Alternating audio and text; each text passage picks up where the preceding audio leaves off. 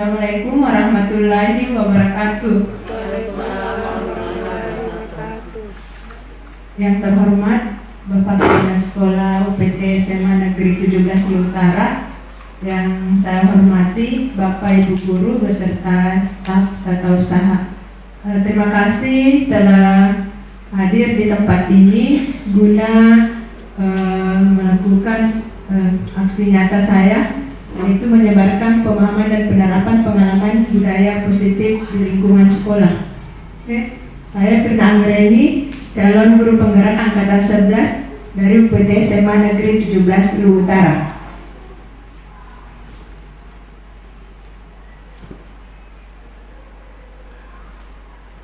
Oke, sebelum kita masuk ke konsep budaya positif, kita ice breaking dulu. Apalagi ini sudah siang-siang, kita ice breaking dulu.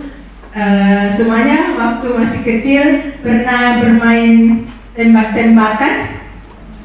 Kalau menembak orang bunyinya apa? Door. Nah sekarang karena ruangan kita ini cukup tidak bisa digeser-geser mejanya, jadi silakan Bapak Ibu berdiri di tempatnya.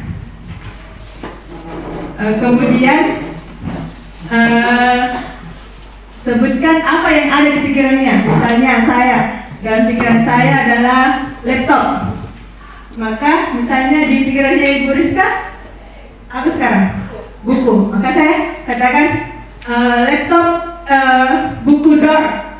Jadi nanti Bu Rizka cepat juga buku, kemudian misalnya saya kembali ke saya lagi buku, laptop, door. Tunjuk sembarang saja. Oke? Paham? Kalau Ibu Rizka di pikirannya tadi buku. Kalau Bapak pikirannya di dalam pikirannya apa sekarang? Pensil. Jadi masing-masing ingat apa yang ada dalam pikiran Bapak Ibu. Kalau Ibu Nursani, air. Kalau Ibu Mayuni,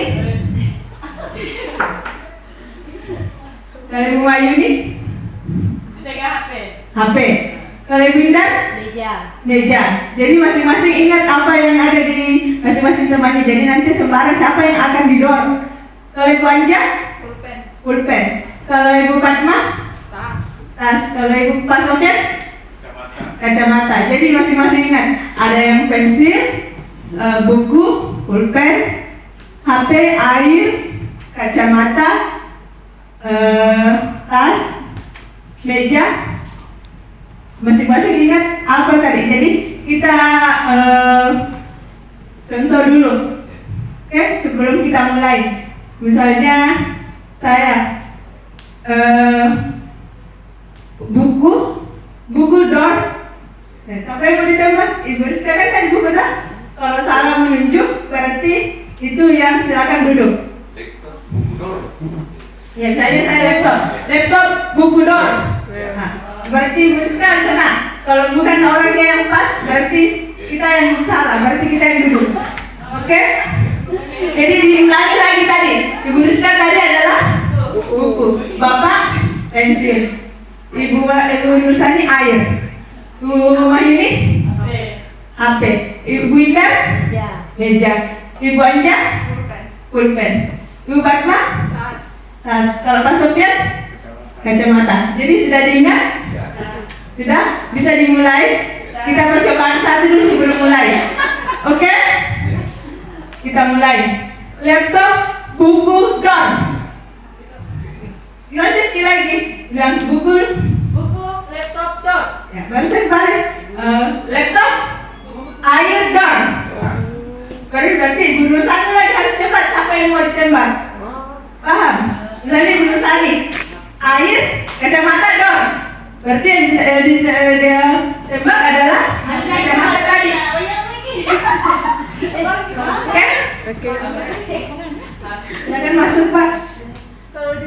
Kalau seumpama ini kan anak kita tetap meja kalau pulpen kita tembak siapa sembarang ya seumpama kita bapak di sana tuh kembali langsung tembak kembali siapa mau kita tembak. Jadi misalnya saya laptop, Ibu Rizka tadi adalah buku.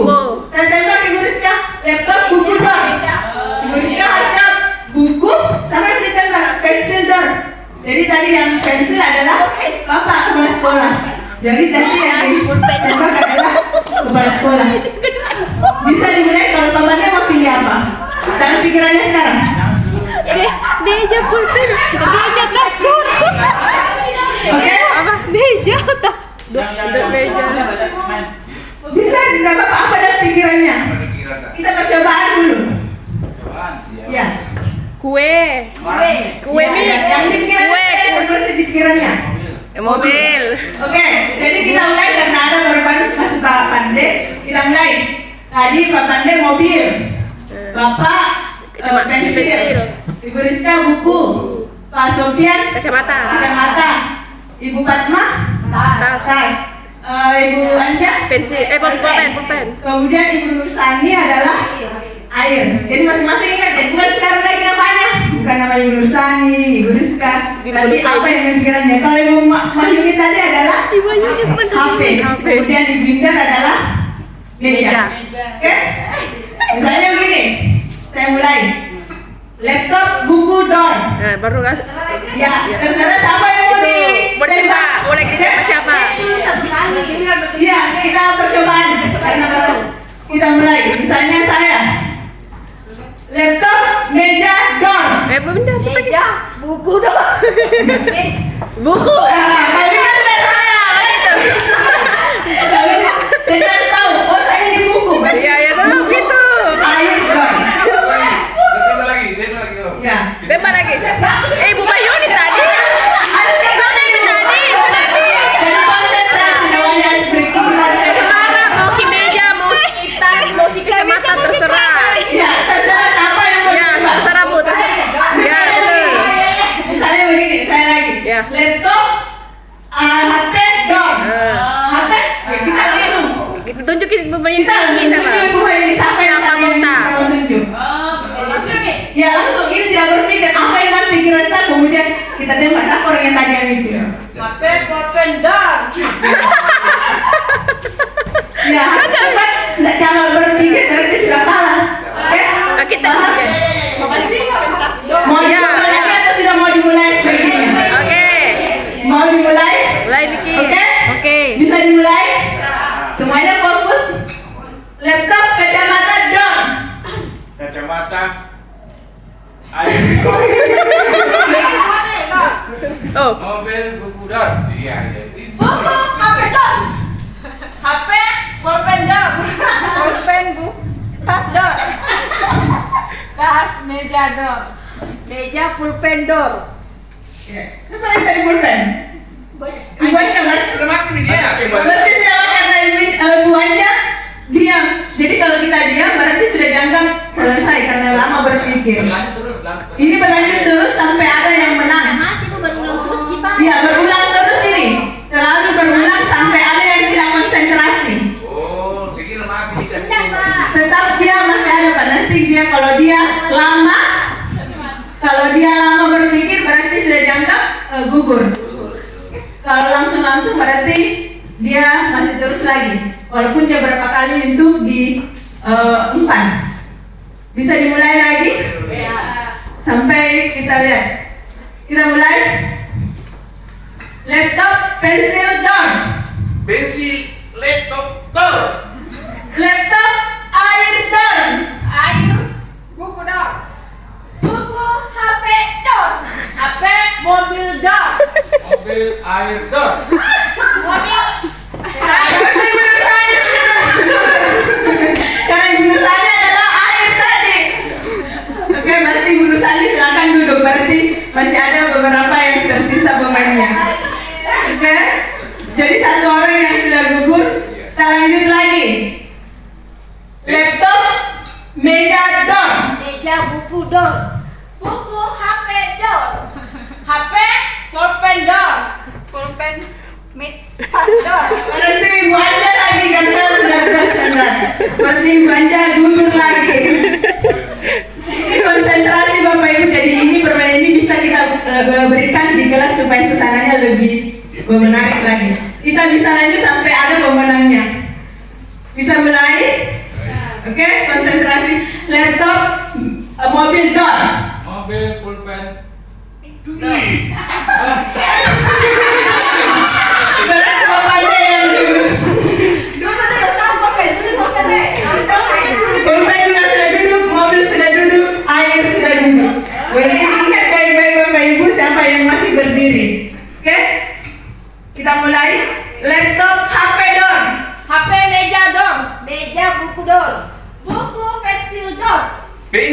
kacamata dor. Tas dor. Tas kacamata dor. Kacamata pensil dor. Dor. Laptop buku dor. Buku pensil dor. Pensil buku dor.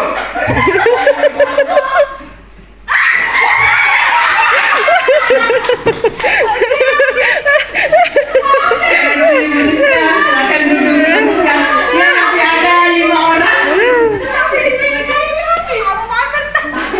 Oke, masih ada 5 orang yang tersisa, jadi ingat-ingat baik-baik Bapak Ibu. Bisa kita mulai lanjut lagi. Siapa yang sudah duduk, siapa yang masih berdiri. Kita mulai. Laptop, tas, dor. Tas, HP dor. HP kacamata dor. Kacamata pensil dor. Pensil kacamata dor.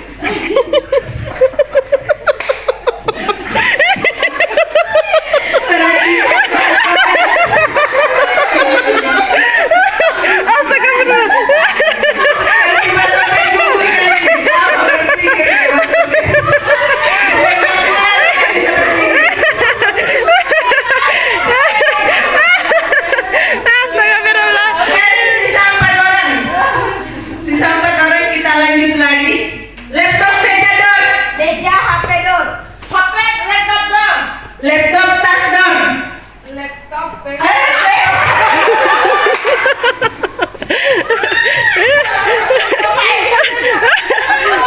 Oke.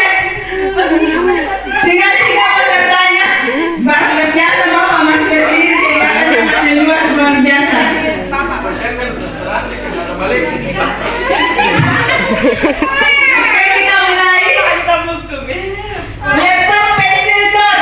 Pensil laptop dor. Laptop HP dor. HP pensil dor.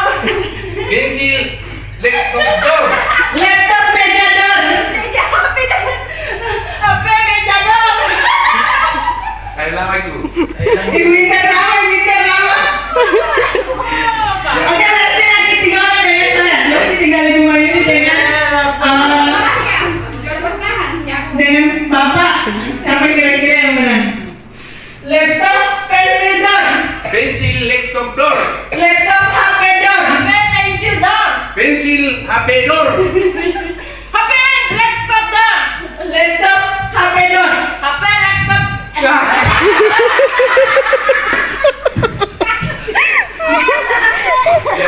Oke, terima kasih Bapak Ibu. Pemenangnya adalah Bapak. Bapak Indra. Mau pensiun tapi kegiatannya masih luar biasa. Jadi permainan ini Bapak Ibu bisa diterapkan di dalam kelas kalau kita siswa merasa jenuh ice breakingnya. Terima kasih Bapak Ibu dalam melakukan ice breaking. Ini hanya pembukaan untuk kita semua.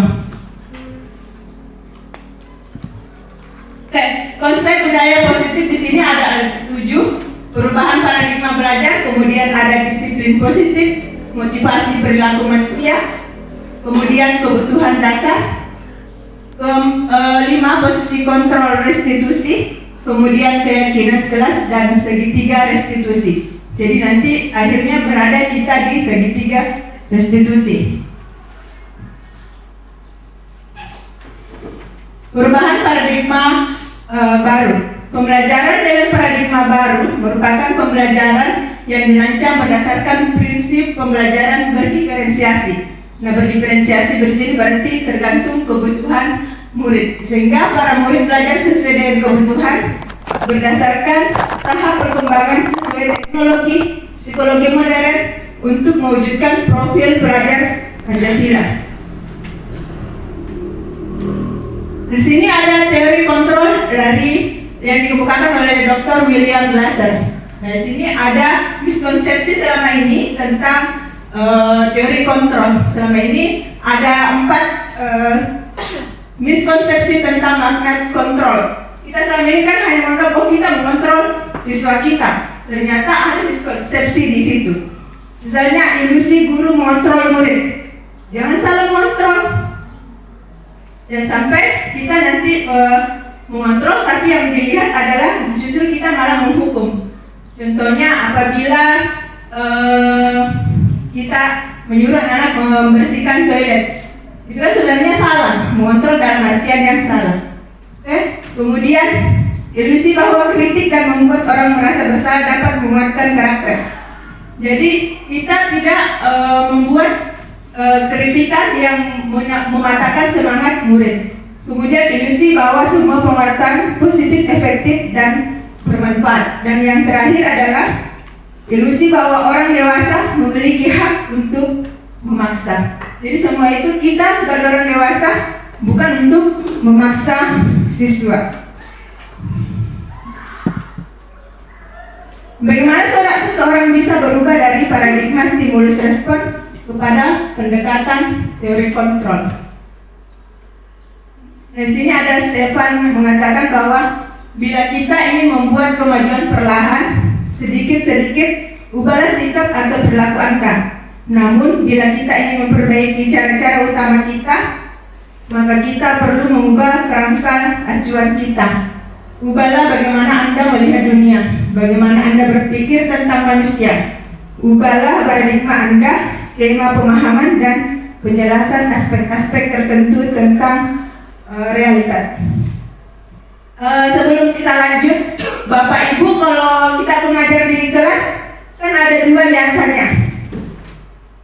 Kita sebagai subjek, guru sebagai subjek pembelajaran atau murid sebagai subjek pembelajarannya. Ya, yang mana Pak? Muridnya. Murid. Jadi kita membuat pembelajaran yang berpihak pada murid. Jadi bukan kita yang sebagai, kan kalau dulu itu kita yang sebagai kita yang situ menjelaskan terus. Sekarang tidak. Kita berpihak pada murid. Bagaimana kita bisa berpihak pada murid? Nanti kita lihat bagaimana skemanya. Nah, di sini ada paradigma stimulus respon ke pendekatan teori kontrol. Bisa dilihat Bapak Ibu.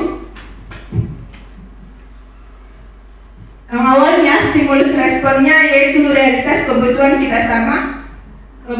Teori kontrolnya yaitu realitas atau kebutuhan kita berbeda. Makanya ada pembelajaran berdiferensiasi. Jangan samakan semua murid, karena setiap murid memiliki keunikannya tersendiri. Jadi jangan kita, oh kamu itu begini, itu sudah kita menjudge seseorang atau menjudge murid tersebut.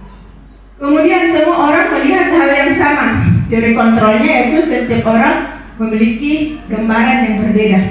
Kita kembali ke tadi, setiap anak itu memiliki keunikannya tersendiri. Lanjut adalah kita mencoba mengubah orang agar berpandangan sama dengan kita. Itu yang stimulus respon. Tapi kita ubah ke pendekatan teori kontrol. Semua perilaku kita berusaha memahami pandangan orang lain tentang dunia.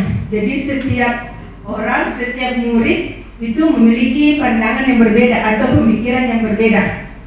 Lanjut, yang berikutnya adalah perilaku buruk terlihat sebagai satu kesalahan. Jangan mentang-mentang sudah anak yang berbuat salah, kita juga ikut menjudge-nya. Jadi kita ubah. Semua perilaku memiliki tujuan. Jadi setiap tindakan murid pasti ada tujuannya. Yang berikutnya adalah orang lain bisa mengontrol saya, tetapi di teori kontrol hanya Anda yang bisa menguasai diri Anda sendiri. Jadi kita yang bisa menguasai mengontrol diri kita sendiri. Oke? Yang berikutnya adalah saya bisa mengontrol orang lain. Kalau teori kontrol, Anda tidak bisa mengontrol orang lain. Jadi kita hanya bisa mengontrol diri kita sendiri. Kemudian berikutnya adalah pemaksaan ada pada saat bujukan gagal. Ya kan?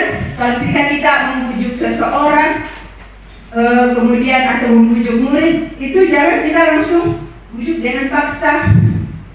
Kita bisa mengontrol orang, kolaborasi dan konsensus menciptakan pilihan-pilihan baru. Misalnya kita berdiskusi, kemudian harus pilihan kita. Sebenarnya itu tidak boleh. Kita harus kolaborasi, oh mana yang baik untuk semuanya. Itu baru kita memiliki teori kontrol dalam diri kita.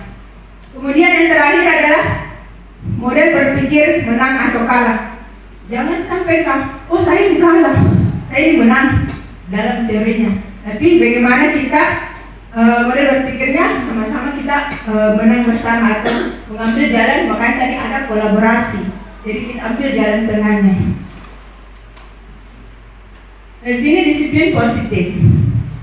Disiplin positif berasal dari bahasa Latin yaitu disiplin yang artinya belajar. Kemudian kata disiplin juga berasal dari akar kata yang sama dengan disiplin atau murid atau pengikut, sehingga yang berarti seorang yang belajar dari dirinya sendiri atau secara sukarela mengikuti seseorang. Kemudian disiplin positif itu tindakan yang memberikan perhatian khusus pada pengembangan disiplin dan tanggung jawab diri dengan pendekatan yang seimbang.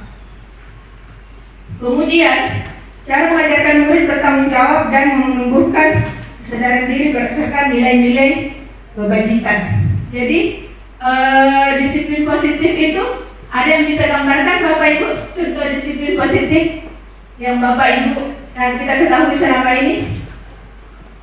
Ada contoh disiplin positif? Ada?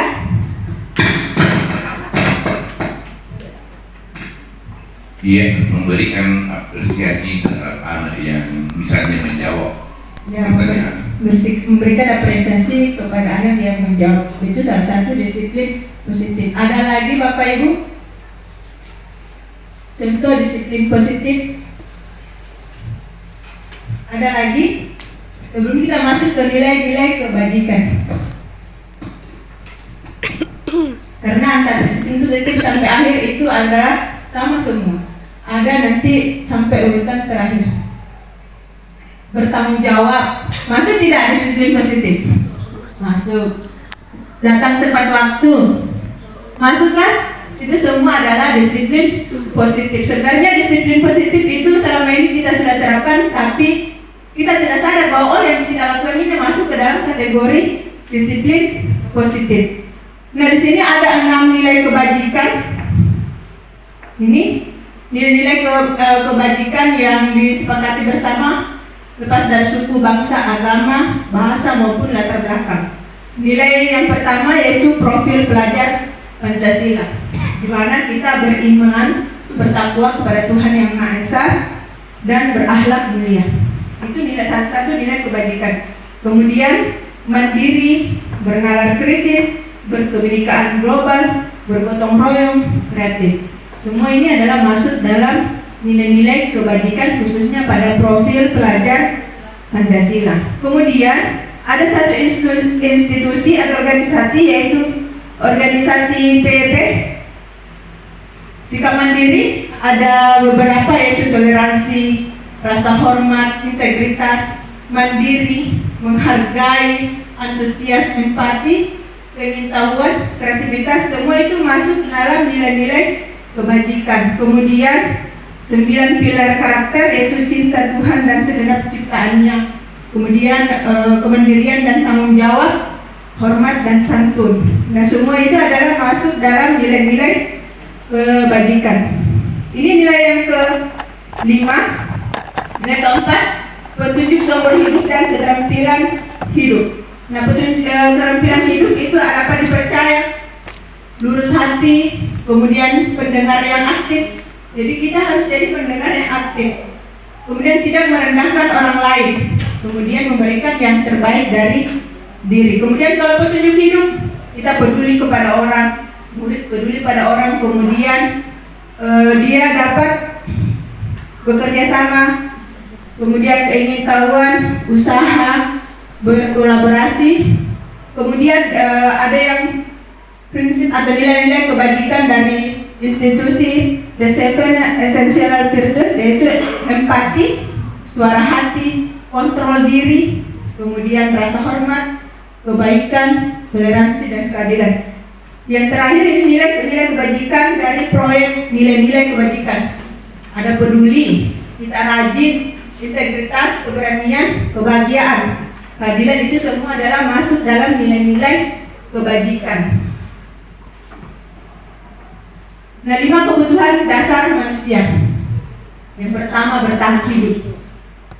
Bertahan hidup itu kita butuh makan, menyebabkan kita bisa bertahan hidup. Ini adalah 5 kebutuhan dasar manusia. Makan, sandang pangan, semua itu adalah kebutuhan hidup kita untuk bertahan hidup. Kemudian yang kedua adalah kasih sayang. Kita butuh cinta dan kasih sayang pada diri kita, pada murid. Jadi bukan hanya kita saja, jadi kita mencintai murid-murid kita. Kemudian yang ketiga adalah kebebasan, rasa bebas. Jangan sedikit-sedikit kita mengekang atau memberikan paksaan kepada murid. Kemudian yang keempat adalah kesenangan, rasa senang untuk murid kita. Kita mengajar dengan penuh rasa senang, maka murid juga kita akan ikut senang agar materi yang diterimanya bisa lebih dipahami. Kemudian penguasaan atas segala sesuatunya. Dari sini ada contoh kasus kira-kira dari 5 kebutuhan dasar manusia. Ada yang bertahan hidup, kemudian kasih sayang, kebebasan, kesenangan, penguasaan. Ini ada 5 kasus yang saya tampilkan. Aku senang kejar-kejaran dengan ibu guru. Itu seru. Kira-kira itu masuk dalam 5 kebutuhan yang mana tadi? Apa tadi? Masuk ke dalam Kasih kesenangan? Kesenangan? Kalau yang kedua? kasih sayang. Ibu kejar aku karena ibu guru sayang aku. Kasih sayang. Kasih sayang? Kalau yang ketiga, aku hebat kan? Aku bisa bikin ibu guru kejar aku. Ya? Pengawasan. Masuk kategori apa? Apa tadi namanya? Pengawasan. Penguasaan, bertahan hidup, kasih sayang, kebebasan, kesenangan, penguasaan. Dari 5 contoh kasus tadi, kira-kira mana yang masuk dalam 5 kebutuhan dasar manusia? Kita lihat lagi. Yang pertama, aku senang kejar dengan ibu guru tadi apa? Kesenangan. Kita lihat nanti, ibu kejar aku karena ibu guru sayang aku. Kasih sayang. Kasih sayang. Kalau aku hebat kan, aku bisa bikin ibu guru kejar aku. Masuk kategori? Kategori apa Bapak Ibu? Kebebasan? Penguasaan? Penguasaan? Kalau yang keempat, aku bosan belajar mewarnai terus di dalam kelas. Kebebasan. Kebebasan, rasa ingin bebas. Kemudian Nurda sering sekali mengambil makanan milik temannya. Hal ini dia lakukan karena dia lapar. Kira-kira masuk mana? Bertahan hidup. Kita lihat apakah tadi yang pertama adalah kesenangan, kedua Kasih sayang. kasih sayang, ketiga Penguasaan. penguasaan, keempat Kebebasan. Apa? kebebasan, yang kelima adalah Bertahan hidup. bertahan hidup. Kita lihat, ya, karena yang pertama adalah kesenangan, cinta dan kasih sayang, penguasaan, kebebasan, kemudian bertahan hidup. Sebenarnya tadi kita katakan kasih sayang adalah ketika kita memberikan sesuatu yang sangat menyentuh hati muridnya. Kemudian bersenang-senang, membahagiakan adalah itu juga masuk dalam kesenangan. Kemudian aku hebat kan, aku bisa bikin ibu guru kejar aku. Berarti ada penguasaan dalam diri murid tersebut. Yang terakhir adalah Nurda sering sekali mengambil makanan milik temannya. Berarti dia untuk bertahan hidup, sandang pangan dan papannya. Oke, kita lanjut di motivasi perilaku manusia. Di sini ada 3 motivasi perilaku manusia menurut Diana Gosen, yaitu yang pertama untuk menghindari ketidaknyamanan atau hukuman. Terkadang murid itu untuk menghindari hukuman, maka dia ada motivasi dalam dirinya, kita kerja tugas ini supaya kita tidak mendapat hukuman. Kemudian yaitu untuk mendapatkan imbalan dan penghargaan dari orang lain. Terkadang kalau kita mengajar, kita mengatakan kepada murid, nanti kalau jawabannya benar, salah satunya adalah maka saya akan kasih hadiah. Itu motivasi dunia, motivasi murid tersebut. Oke? Kemudian terakhir adalah untuk menjadi orang yang mereka inginkan dan menghargai diri sendiri dengan nilai-nilai yang mereka percaya. Kira-kira sebelum kita lanjut, menurut Bapak Ibu, mana yang harusnya yang bernilai positif dari ketiga teori atau perilaku motivasi tersebut? Pertama, untuk menghindari ketidaknyamanan atau hukuman. Kira-kira itu hal yang positif atau tidak? Motivasi perilakunya positif. Kalau untuk mendapatkan imbalan dan penghargaan,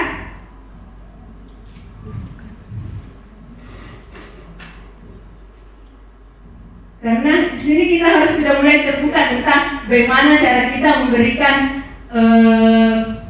suatu motivasi kepada murid.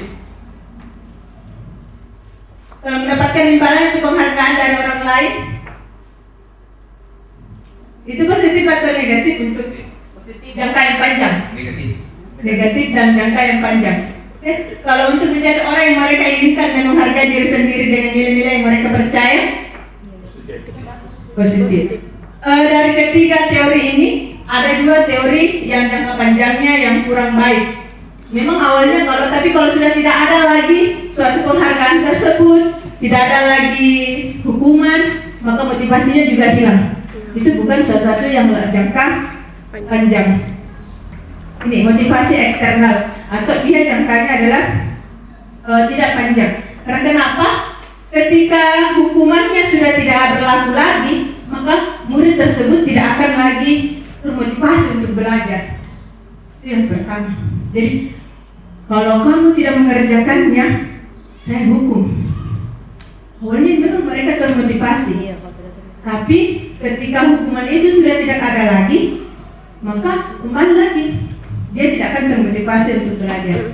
Dan motivasinya ini bisa dua, apakah dia masuk atau dia tidak masuk, dalam artian alfa atau bolos. Kemudian yang kedua itu mendapatkan imbalan atau penghargaan. Dan di sini imbalan penghargaan, kalau sudah tidak ada imbalan dan penghargaannya lagi bagaimana? Berarti dia tidak termotivasi lagi kan? Berarti itu motivasi eksternal dan jangka panjang itu tidak baik. Nah, ini motivasi internal tadi. Nah, untuk menjadi orang yang mereka inginkan dan menghargai diri sendiri dengan nilai-nilai yang mereka percaya. Berarti motivasinya dari dalam diri sendiri, bukan karena penghargaannya, kemudian bukan karena hukuman tadi. Dia menghindari hukuman dan pemberian penghargaan berlebihan agar meminimalisir motivasi eksternal dalam diri murid tersebut. Nah, ini adalah hukuman konsekuensi restitusi. Tidak terlalu jelas karena ini tadi saya coba untuk tulis untuk bagusnya, ternyata tetap saja melebar. Nah, di sini ada yang bersifat identitasnya gagal. Tadi yang gagal, yang ini yang dua, menghindari ketidaknyamanan dan atau hukuman atau mendapatkan imbalan. Karena awalnya memang dia termotivasi, tapi ketika semuanya sudah hilang, hukumannya tidak ada, penghargaannya tidak ada, maka murid itu kembali lagi dia ke awalnya. Yang ini internalnya berarti dari dalam diri sendiri. Nah, ini 5 posisi kontrol. 5 posisi kontrol yang ada pada guru. Penghukum, pembuat rasa bersalah, kemudian teman, pemantau, dan terakhir adalah manajer. Kira-kira Bapak Ibu terkadang menjadi apa di sini? Termasuk juga saya terkadang bisa kadang menjadi penghukum, bisa membuat merasa bersalah. Kadang-kadang Bapak Ibu jadi apa Bapak Ibu kira-kira? Nah, penghukum, seorang penghukum di sini bisa menggunakan hukuman fisik maupun verbal. Contohnya, anak-anak telat datang sekolah, bersihkan WC, kan? Itu salah satu hukuman, kita menghukum murid tersebut. Sebenarnya tidak ada kaitannya datang telat sekolah dengan membersihkan WC. Kemudian membuat merasa bersalah. Nah, pada posisi ini biasanya guru akan bersuara lebih lembut. Misalnya begini, andaikan orang tua kamu tahu, nak, pasti mereka merasa kecewa. Jadi kita akan membuat dia merasa bersalah. Jadi membuat merasa bersalah, membuat orang lain merasa tidak nyaman, bersalah atau rendah hati. Atau misalnya, andaikan bukan saya, kamu tidak sekolah di sini. Itu kan ada rasa pembuat merasa bersalah. Jadi posisi kontrol yang kurang baik. Kemudian teman. Nah, pada posisi ini tidak akan menyakiti murid, namun akan tetap berupaya mengontrol murid melalui persuasi. Posisi teman di sini berupa hubungan baik yang terjadi antara guru dan murid. Nah, ini juga kadang-kadang jadi bumerang sendiri. Posisi sebagai teman, kita sebagai teman, guru sebagai teman, terkadang bisa mengakibatkan murid jadi tidak ada jarak lagi, semuanya sama. Murid menganggap bahwa oh ini teman saya. Sebenarnya itu juga kurang tepat di beberapa hal. Kemudian yang berikut adalah pemantau. Posisi pemantau berdasarkan pada peraturan-peraturan dan konsekuensinya. Yang terakhir adalah manajer. Di sini manajer, guru berbuat sesuatu bersama murid, kemudian mempersilahkan murid mempertanggungjawabkan perilakunya dan mendukung murid agar dapat menemukan solusi atas permasalahannya sendiri. Nah, di antara 5 posisi kontrol tadi ini, posisi kontrol yang baik adalah manajer. Nah, kenapa? Dia memposisikan dirinya sebagai manajer itu sendiri, mempersilahkan murid mempertanggungjawabkan atas apa yang telah dia lakukan. Kemudian posisi manajer mengacu pada restitusi yang dapat menjadikan murid sebagai manajer bagi dirinya sendiri sehingga tercipta identitas yang positif. Dan tadi kalau kita sebagai penghukum itu hal yang negatif, misalnya tidak mengetahui kimia, kemudian kita anggaplah dijemur di depan lapangan upacara, itu kan hal yang sebenarnya salah. Tapi nanti kita masuk di keyakinan kelas. Sebenarnya bagaimana ada keyakinan kelas. Jadi terkadang kita kayak posisinya adalah penghukum, tapi sebenarnya dari awal kita harus tahu dulu apa ada keyakinan kelas atau tidak. Sebentar kita masuk di keyakinan kelas. Nah, ini ada contoh lagi posisi kontrol manakah aku. Gimana coba kalau orang tua kamu tahu kamu berbuat begini? Kira-kira dari 5 posisi kontrol tadi ini, kira-kira dia yang ini masuk di mana? Gimana coba kalau orangnya kamu Merasa bersalah. bersalah. Kita lihat ya, pembuat merasa Bersalah. Jadi kalimatnya tadi, kalau pembuat merasa bersalah, kita menekankan rasa tidak nyaman pada diri murid tersebut. Berikutnya, kamu selalu saja salah. Kira-kira masuk kategori mana dia? Apakah dia penghukum, pemantau, teman, manajer? Kira-kira masuk di mana? Pemantau, penghukum, pemantau, teman, masuk kategori teman, pemantau.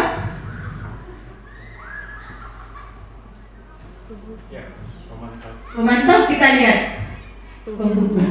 Kamu selalu saja salah. Orang dijudge salah terus, jadi kita menghukum karakternya. Kalau kita memantau, kita melihat karakternya masing-masing. Oke? Lanjut. Apa yang telah kamu lakukan? Ini adalah Pemantau. ini baru Pemantau. pemantau. Kita pantau dia. Kita pantau. Jadi terkadang kita tidak bisa membedakan mana kita posisi kita menghukum dan mana posisi kita sebagai pemantau. Berikutnya, ayo bantulah demi Bapak. Teman. Ini memang posisi kontrolnya Kita kontrol. mana? Teman. Apa? Penghukum, buat rasa bersalah, pemantau, teman, Teman. manajer. Teman kamu. Teman. Coba. Dia posisinya adalah Teman. sebagai teman. Karena kan ada kata ayo lah bantu, Iya. ayo bantulah demi Bapak. Kan dia menganggapnya temannya, muridnya itu dianggap sebagai temannya. Ada rasa ayo kita bantu, kita lakukan. Posisi kontrolnya adalah sebagai teman. Yang ini apa rencana kamu untuk memperbaiki? Manajer. Ini adalah Manajer. Dia biasa dia memposisikan dirinya bagaimana supaya siswa tersebut bertanggung jawab atas dirinya sendiri, sehingga dia adalah manajer. Nah, sekarang kita masuk di keyakinan sekolah atau kelas. Nah, keyakinan sekolah dan kelas ini sangat bagus diterapkan, baik diterapkan, dan untuk kita masuk tadi pada posisi manajer tersebut. Nah, kalau keyakinan sekolah itu guru berperan dalam mewujudkan terbentuknya keyakinan sekolah atau kelas dengan adanya kesepakatan antara guru dan murid. Contohnya begini, dalam kelas, misalnya para wali kelas itu mereka mengatakan keyakinan kelas apa yang akan kita lakukan. Kira-kira kita lempar, jangan kita yang buat keyakinan kelas itu sendiri, tapi kita lemparkan ke murid-murid tersebut. Kira-kira dia maunya seperti apa, sehingga nanti keyakinan kelas itu bisa membuat kita menjadi posisi yang manajer. Contohnya, muridnya pasti kalau keyakinan kelas itu dia selalu positif, kalimatnya positif. Misalnya tidak membuang sampah, kita ubah kalimat itu. Misalnya tidak membuang sampah sembarang tempat. Berarti kalau dia mau dibuat jadi keyakinan kelas, maka kita ubah peraturan bunyi kalimatnya menjadi buang sampah pada tempatnya. Itu salah satu keyakinan kelas. Jadi keyakinan kelas kalau Bapak Ibu wali kelas, tapi ini bukan hanya Bapak Ibu wali kelas, kita juga sebagai guru yang mengajar, kita bisa buat keyakinan mata pelajaran kita masing-masing. Contohnya, kalau kimia, misalnya perkalian. Kalau kalian tidak, kita perkalian, tapi kalau kalian tidak naik menghafal atau tidak melakukan perkalian, kira-kira apa yang akan kalian lakukan? Nah, berikan dia kesempatan kepada murid-murid itu untuk memberikan pendapatnya masing-masing. Nanti kalau mereka mengatakan misalnya diulang lagi, diulang lagi, naik lagi. Atau kalau mereka mengatakan bisa dijemur Bu, nah itu kan keyakinan kelas mereka sudah ciptakan sendiri. Itu salah satu keyakinan kelas. Berarti hanya dibuat menjadi kalimat yang positif.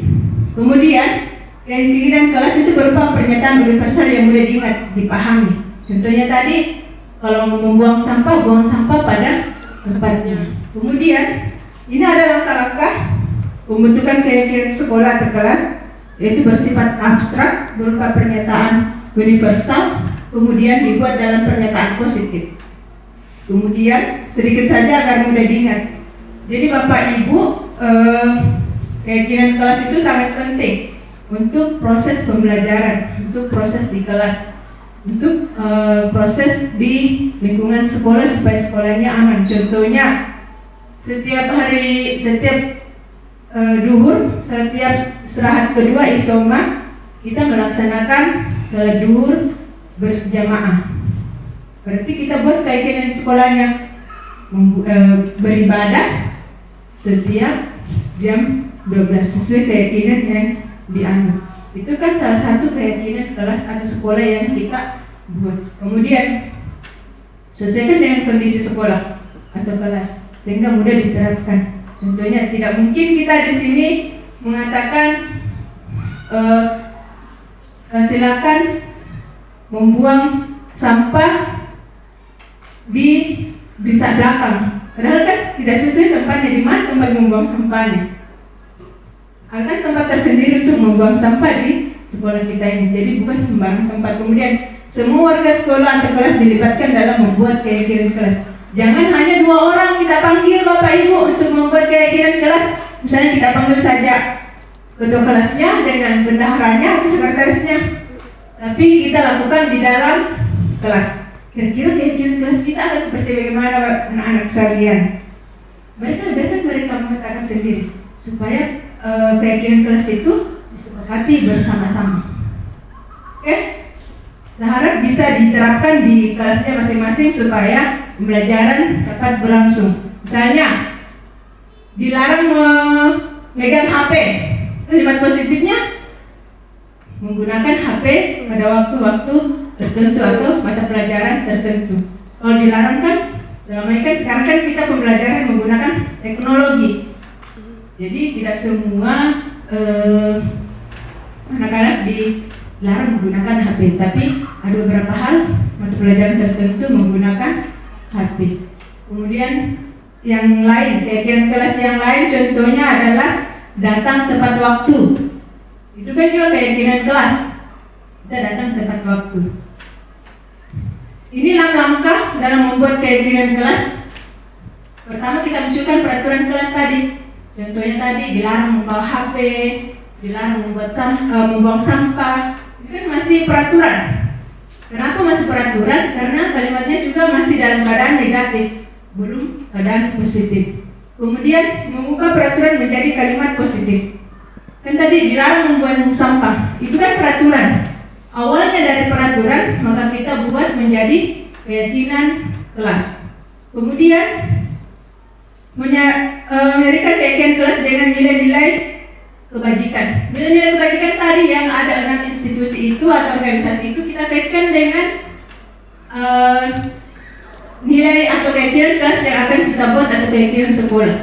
Apakah dia masuk bertanggung jawab, disiplin, saling menghormati, kan semua, atau beriman kepada Tuhan yang Maha Esa.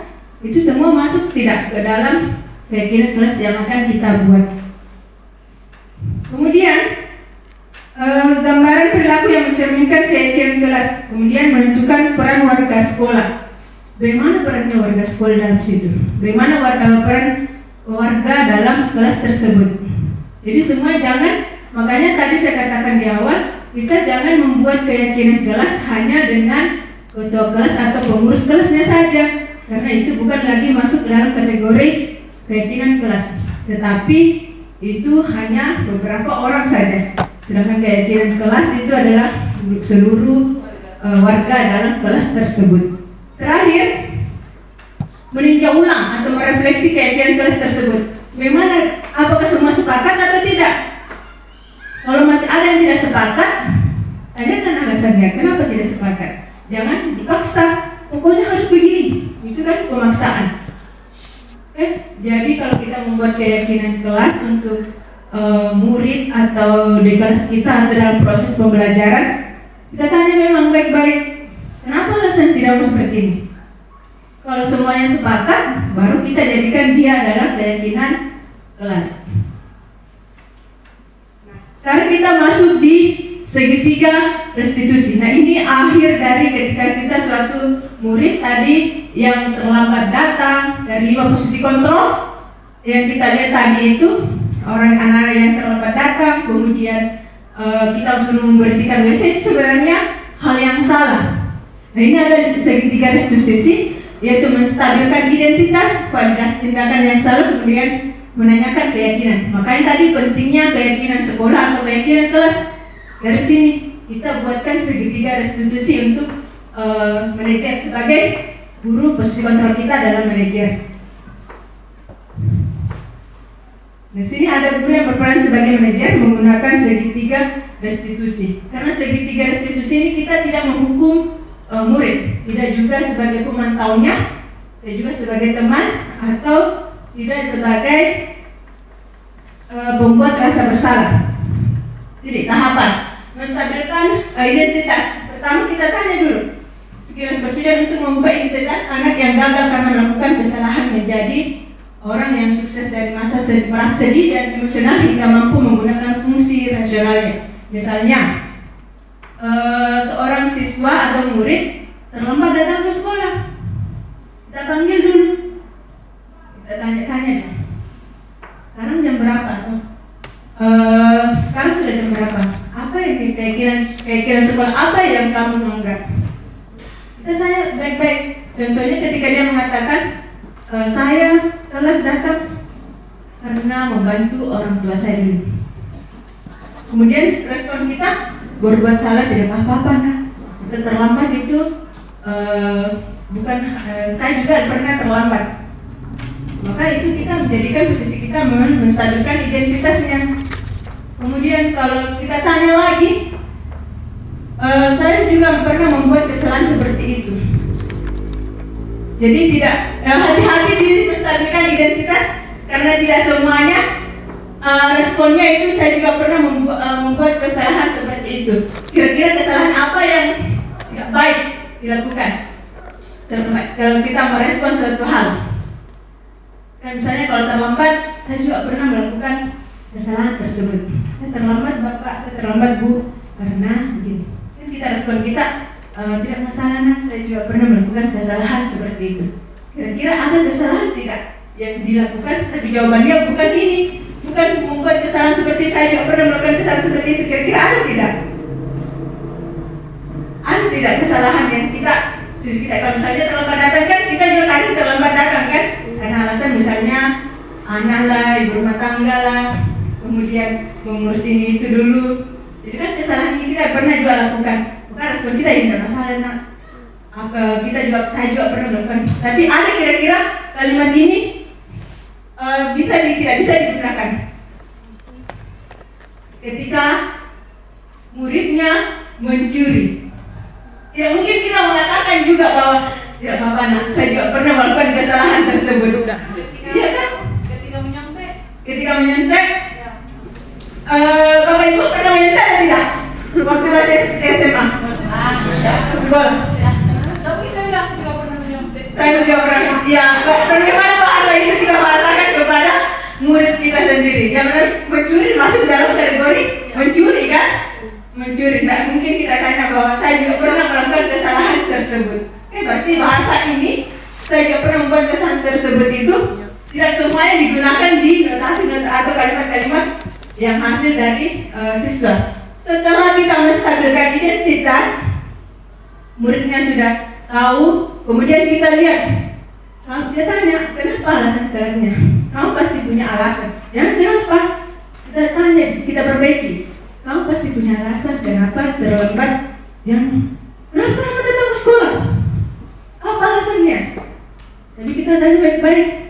Kamu pasti punya alasan melakukan hal itu. Kemudian atau kamu boleh mempertahankan sikap itu, tapi kamu harus menambahkan sikap yang lain. Misalnya, saya tadi cepat ke sekolah Bu, tapi di jalan tiba-tiba ban motor saya kempes. Jadi kan kita bisa sudah tahu, oh ya enggak apa-apa, kayak itu kan saya juga pernah melakukan itu. Tapi ada alternatif lain, ya kan? Ada alternatif lain ketika ban motornya sudah kempes. Entah itu ada temannya yang lewat, kan? Makanya di sini ada kamu harus menambahkan sikap yang baru. Kita tanyakan pada siswa atau murid tersebut bahwa hal apa yang kita lakukan. Yang terakhir adalah menanyakan keyakinan. Nah, menanyakan keyakinan sini adalah kira-kira makanya tadi pentingnya adalah keyakinan sekolah atau keyakinan kelas. Kira-kira keyakinan mana yang kamu sudah langgar? Keyakinan mana yang apakah ada keyakinan kelas yang sudah kita lewatkan dari tadi ini? Contohnya datang tepat waktu, itu kan salah satu keyakinan kelas. Maka kalau dia sudah sadari bahwa dia terlambat, maka itu masuk dalam keyakinan kelas. Dia akan menyadari sendiri kesalahannya. Oh, saya seperti ini. Jadi kita bukan sebagai penghukum, membuat merasa bersalah, kemudian pemantau, kemudian teman. Jadi dari sini kita bisa lihat ketika dia menanyakan keyakinannya. Kalau sudah kita lakukan kira-kira keyakinan kelas mana yang kamu sudah lewatkan, dia sudah merasa bersalah, dia sudah tahu sendiri bahwa oh keyakinan kelas ini yang sudah terlewatkan. Misalnya tadi datang tepat waktu, harusnya datang 7.30, dia kita dapatnya anggaplah jam 8 atau 7.50. Oh datang tepat waktu Bu, saya tadi tidak datang tepat waktu. Keyakinan kelas yang saya lewatkan adalah datang tepat waktu. Jadi dia sudah sadar sendiri tanpa kita menghukum, tanpa kita memberikan merasa bersalah dari pertanyaan-pertanyaan tadi. Jadi sebenarnya kasus-kasus selama ini yang kita temukan itu kita langsung, kalau bahasanya salah satu teman itu ambil eksekusi langsung sebagai penghukum, datang telat hukum langsung. Sebenarnya itu kan hal yang tidak boleh kita lakukan, tapi kita sama-sama belajar di sini. Karena untuk mencapai memang segitiga restitusi ini tidak segampang kita mengucapkannya. Karena terkadang ada siswa ditanya berulang kali, tapi masih itu saja. Alasannya itu saja. Makanya perlunya keyakinan kelas tadi untuk kita terapkan di dalam kelas atau di sekolah. Oke, sampai sini Bapak Ibu ada yang ingin ditanyakan? Silakan bertanya. Silakan Bapak Ibu.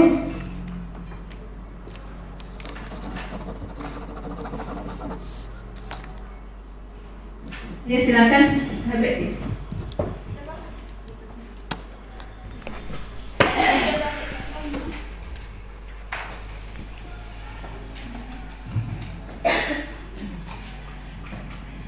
Assalamualaikum warahmatullahi wabarakatuh. Terima kasih atas kesempatan yang diberikan. Jadi di sini saya hanya mau memperjelas saja Bu. Jadi kan keyakinan kelas tadi saya mau perjelas apakah keyakinan kelas itu sama jenis dengan kesepakatan kelas. Ya, terima kasih.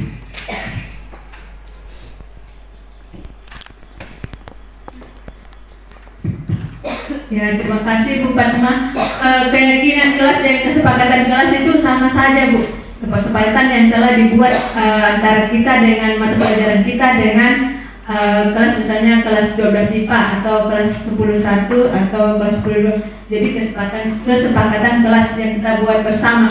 Kan karena keyakinan kelas bukan, kita harus ingat tadi, keyakinan kelas bukan dibuat hanya 1 atau 2 orang saja, tetapi seluruh anggota atau murid yang berada dalam kelas tersebut. Jadi makanya kalau kita buat keyakinan atau kesepakatan kelas itu, jangan kita hanya panggil teman-temannya saya 5 orang atau yang kita panggil yang menonjol dalam kelas itu, tapi kita libatkan semua murid. Kita tahu kalau ada murid yang tidak setuju, kita tanyakan apa alasan tidak setujunya itu. Kalau kita buat kesepakatan bersama, mana yang lebih banyak dan tidak setuju atau setujunya. Kalau banyak setujunya berarti itu kita jadikan keyakinan kelas atau kesepakatan kelas. Masih ada lagi Bapak Ibu, jadi kalau kesepakatan kelas ya masuk dalam keyakinan kelas. Itu keyakinan kelas antara mapel. Karena terkadang ada wali kelas yang sudah membuat keyakinan kelasnya sendiri dengan muridnya. Oke? Jadi kita tinggal, jangan kita masuk, kita ubah keyakinan kelas wali kelasnya itu. Karena mereka juga sudah sepakati bersama. Hanya kita mengerucut lagi untuk mata pelajaran kita sendiri. Masih ada lagi Bapak Ibu? Oke, silakan Ibu Rizka. Oke, bismillah. Assalamualaikum warahmatullahi wabarakatuh. Waalaikumsalam warahmatullahi wabarakatuh. Sini kan keyakinan kelas. Ya, sebagai wali kelas tentunya saya memiliki keyakinan kelas tersendiri. Yang ingin saya tanyakan, langkah apa yang kita lakukan mengenai keyakinan kelas ketika keyakinan kelas yang kita buat itu sudah dilanggar beberapa kali. Terima kasih. Terima kasih Bu Rizka. Yang kita lakukan tadi kita panggil anaknya, makanya kita panggil murid tersebut. Kemudian kita lakukan segitiga restitusi. Namanya segitiga ujung dari keyakinan kelas. Manajer kita sebagai manajer mengontrol murid itu ada pada segitiga restitusi. Kita yang pertama adalah menstabilkan identitasnya. Kita tanya-tanya ulang lagi, bagaimana dia melakukan hal tersebut, kenapa tadi misalnya begini. Contohnya di kelasnya Ibu Rizka misalnya salsa. Tadi saya mendengar dari guru, anggaplah dia tidak ikut piket dalam artian membersihkan kelasnya. Kita panggil baik-baik. Salsa, tadi saya sempat jalan ke kelas salsa. Ternyata hari ini salsa yang piket, tapi saya tidak pernah melihat salsa di dalam kelas. Ternyata pas saya keluar dari kelasnya, saya melihat salsa di warung. Itu kan masuk ke menstabilkan identitas. Bukan kita langsung marah-marah. Nanti akan jawab tadi. Nanti anggaplah jawabannya pertama ngarang sana sini untuk membela diri sendiri. Anggaplah saya lapar Bu, saya pergi kantin dulu, saya pergi warung dulu karena saya lapar. Jadi kita mulai sini responnya. Oh, saya juga pernah merasakan hal itu, lapar. Jadi saya pergi ke kantin dulu, atau berkeluar dulu untuk makan, karena itu sebagian kita mengambil posisi anak tersebut atau menstabilkan identitasnya. Kemudian setelah dia mengatakan, oh iya Bu, kemudian kita tanya lagi, kalau setelah ini Salsa mau masuk lagi atau tidak kelasnya untuk mau piket. Kalau mengatakan, dia akan menjawab sendiri nanti dengan sungguh-sungguh apa alasan sesungguhnya dia tidak ikut membersihkan. Kita tanyakan berulang kali lagi. Misalnya, sebenarnya Salsa itu bukan karena laparnya dia pergi kantin awalnya, tapi karena misalnya dia sudah bosan dengan setiap hari atau setiap minggunya membersihkan. Maka dia akan menanyakan lagi, Ibu, sebenarnya saya bosan bersihkan terus setiap piket selalu membersihkan, itu yang sesuatu yang berulang. Maka di situ kita sudah masuk di validasi tindakan yang salah, karena dia sudah mengakui kesalahannya, yaitu dia bosan melakukan piket tersebut yang berulang setiap minggunya. Maka kita tanyakan, oke, kamu pasti punya alasan untuk melakukan hal tersebut dengan kebosanan tersebut. Apa yang kira-kira kamu sudah langgar? Masuk lagi ke kelas tadi ini. Jadi ketika kita masuk di validasi tindakannya, dia sudah mengakui tindakannya itu, bahwa tindakannya itu adalah dia salah, dia bosan. Maka kita masuk lagi tentang keyakinan kelas yang kita buat. Kira-kira keyakinan kelas mana yang kamu sudah lewatkan? Misalnya, tentang membersihkan, bertanggung jawab. Kan kalau membersihkan tanggung jawab kan? Kita tanggung jawab yang sudah dinilai kebajikan, tanggung jawab yang sudah terlewatkan. Kemudian menyadari bahwa nilai yang saya sudah lewatkan adalah keyakinan kelasnya yang bertanggung jawab membersihkan jadwal. Jadi setelah itu kita tanya lagi. Jadi kalau Salsa melakukannya lagi, atau Salsa sudah tahu bahwa Salsa telah melewatkan satu keyakinan kelas, apa yang akan Salsa lakukan? Dan dia akan tahu sendiri, saya akan melakukannya lagi, saya masuk kelas, kemudian membersihkannya kembali.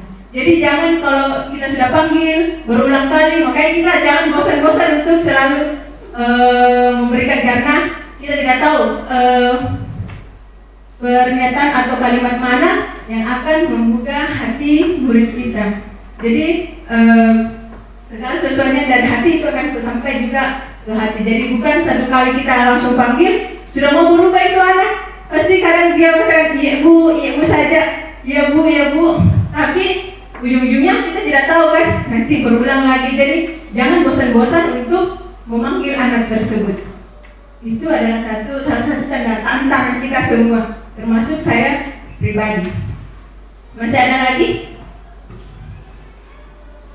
Masih ada lagi Bapak Ibu? Masih ada?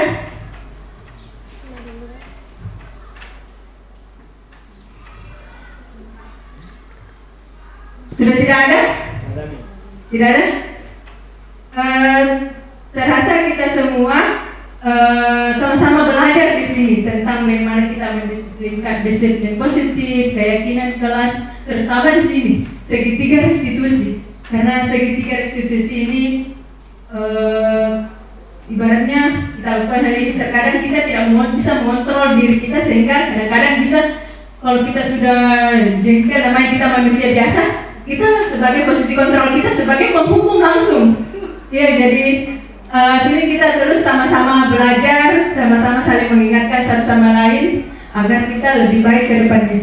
Terima kasih Bapak Ibu atas waktunya yang telah disediakan untuk saya. Kurang dan lebihnya mohon dimaafkan. Wassalamualaikum warahmatullahi wabarakatuh. Waalaikumsalam warahmatullahi wabarakatuh.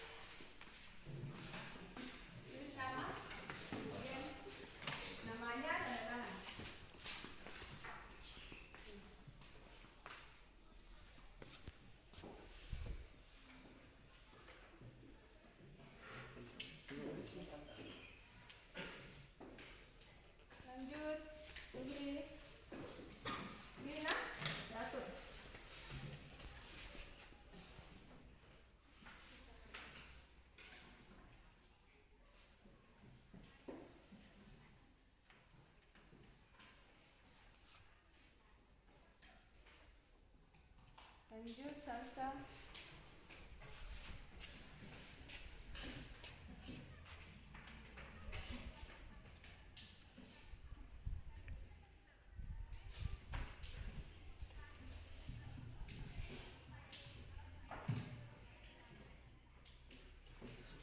Lanjut Fikri.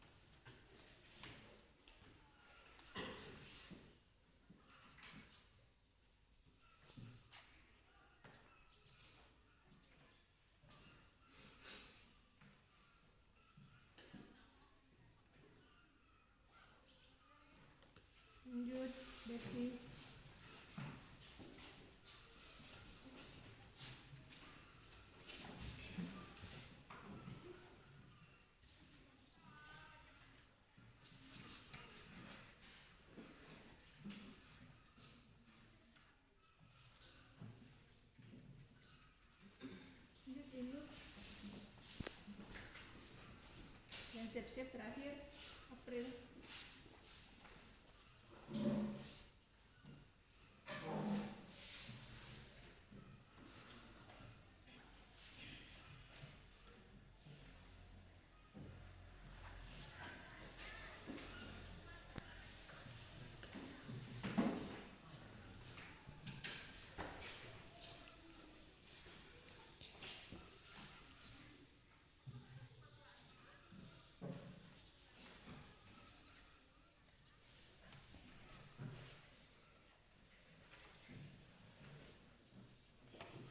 Terima kasih.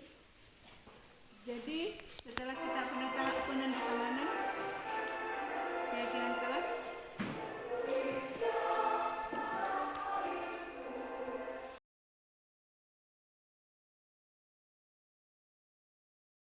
Assalamualaikum warahmatullahi wabarakatuh. Perkenalkan, nama saya Indah Sari dari kelas 12 IPA. Selamat siang, perkenalkan nama saya Nikomang Desi Afrianti. Saya dari kelas 12 MIPA.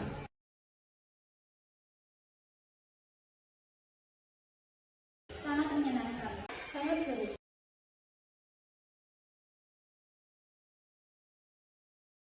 Sangat penting. Saya sangat penting.